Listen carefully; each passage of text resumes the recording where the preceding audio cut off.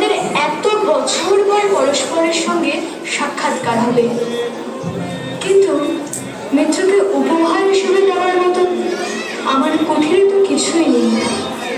আমার কাছে সূক্ষ্ম পরিমাণে কিছু চাল রয়েছে। আপনি সেই অন্ন নিয়ে তবে দ্বারকার উদ্দেশ্যে আজ রওনা হন।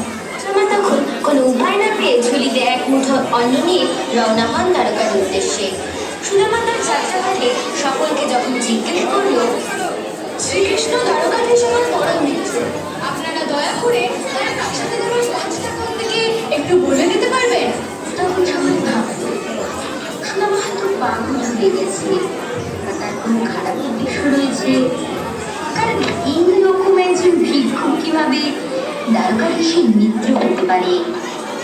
সুদামা এই কথা শুনে খুব কষ্ট পেল এবং এদিক ওদিক ঘুরতে ঘুরতে শেষ পর্যন্ত সে দ্বারকাধামের সামনে এসে দাঁড়ালো। তাকে দেখে প্রহরীরা বলল, তোমার এখানে কি চাই?